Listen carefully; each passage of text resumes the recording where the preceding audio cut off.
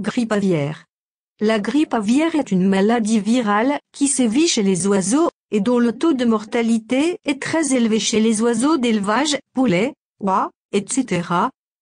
Si la plupart des virus aviaires n'affectent pas l'homme, certains sous-types parviennent parfois à franchir la barrière des espèces. C'est le cas du virus H5N1, pathogène pour l'homme et présent en Asie.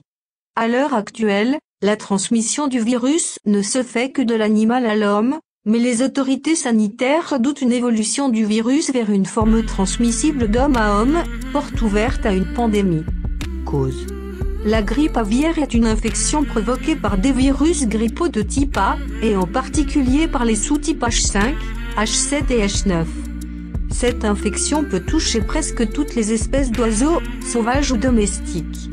Elle est généralement asymptomatique chez les oiseaux sauvages, mais peut devenir fortement contagieuse et entraîner une mortalité extrêmement élevée dans les élevages industriels de poulets et de dindes, d'où son nom de peste aviaire ou d'Ebola du poulet. Le virus de la grippe aviaire peut parfois infecter d'autres espèces animales comme le porc et d'autres mammifères, dont l'homme. H5N1.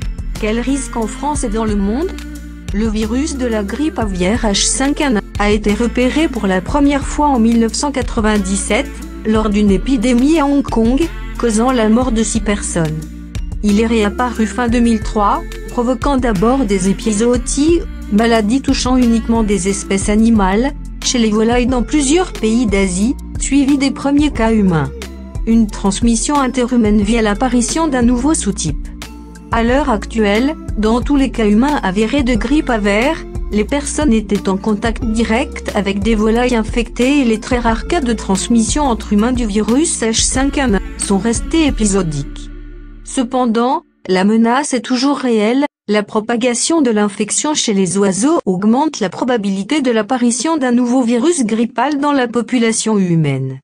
De plus, comme tous les virus grippaux de type A, le sous-type H5N1 a une grande capacité à muter au cours du temps, mais aussi à échanger ses gènes avec des virus grippaux appartenant à d'autres sous-types infectant d'autres espèces.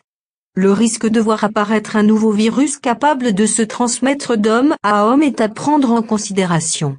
Un virus qui échapperait à notre système immunitaire.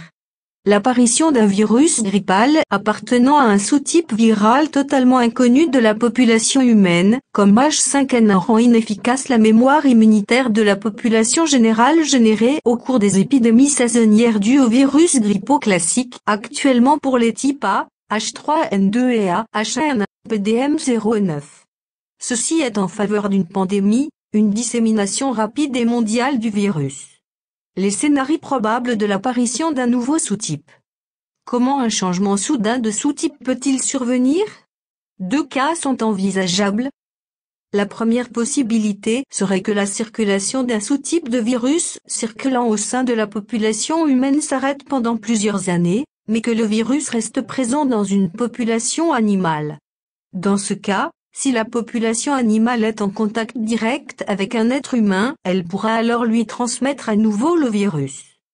Par exemple, le sous-type H1N1, qui a provoqué la grippe espagnole, a disparu de la population humaine vers 1957.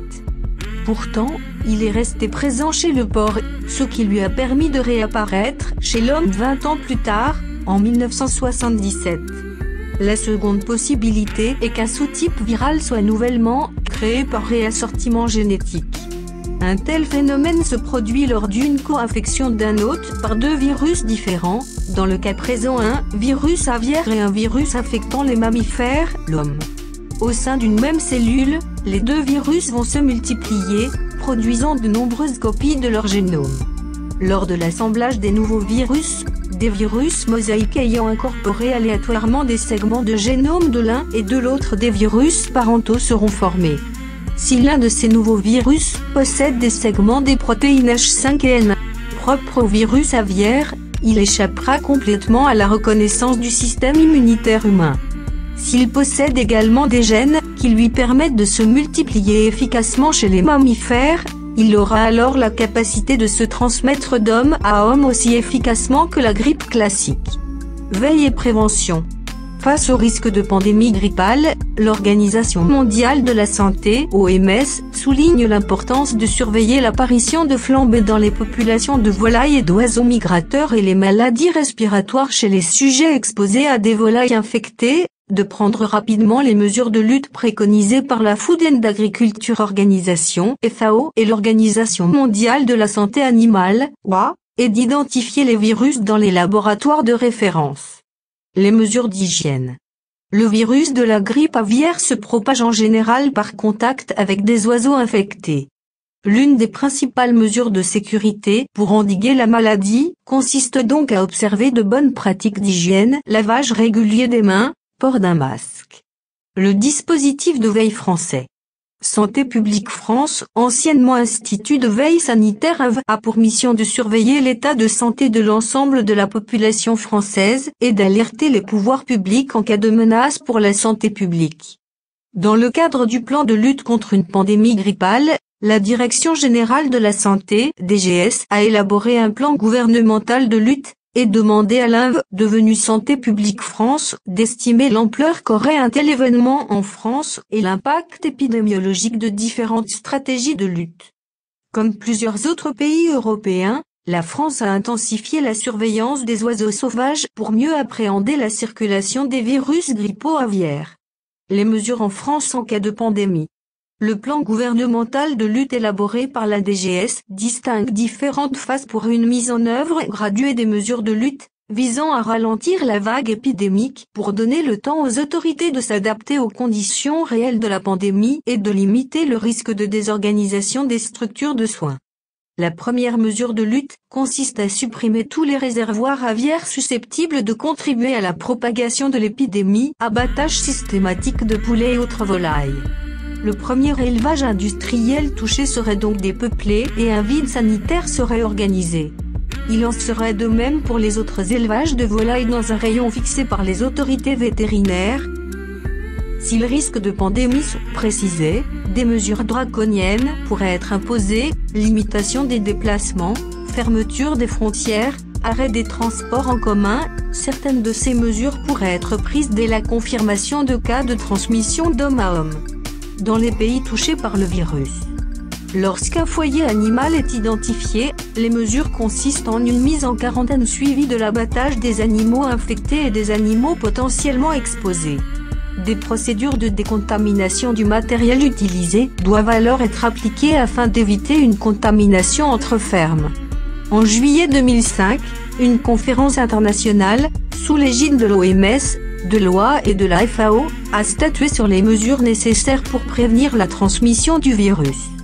Elle a notamment insisté sur la nécessité d'élever les différentes espèces animales séparément, en évitant tout contact entre les volailles et les porcs, et d'encourager les éleveurs à signaler les cas suspects de grippe aux autorités.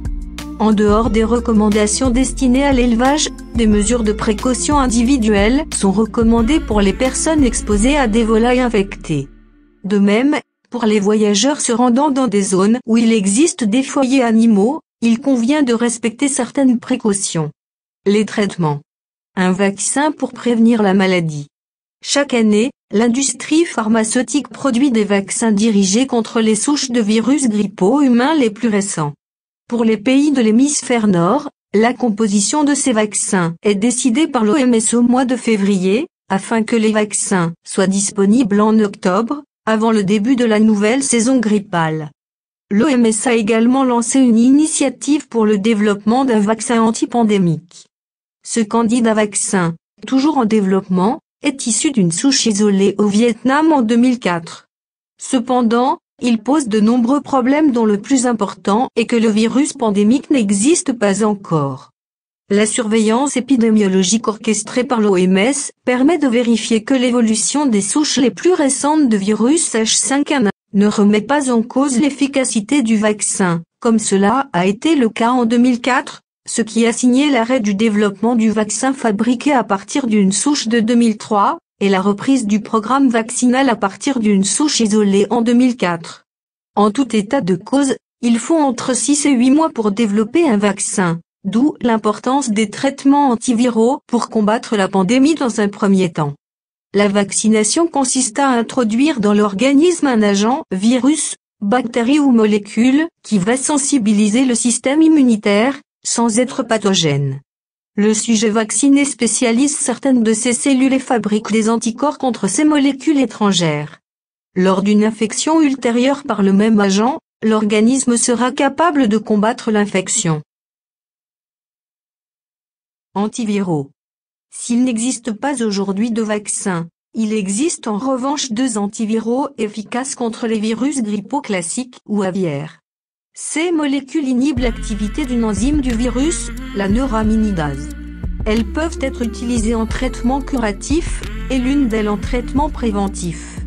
Dans le contexte pandémique, ces antiviraux sont utilisés avant tout pour protéger le personnel de santé et les professions dont le maintien de l'activité est indispensable pour assurer le fonctionnement des structures nationales. Il est utile de rappeler que les antibiotiques sont inactifs contre les virus et que leur utilisation n'est conseillée qu'en cas de surinfection bactérienne. À l'Institut Pasteur. À l'Institut Pasteur, le Centre national de référence des virus influenzae, CNR, dirigé par Sylvie van der Veer, est aussi un centre collaborateur du réseau H5 de l'OMS.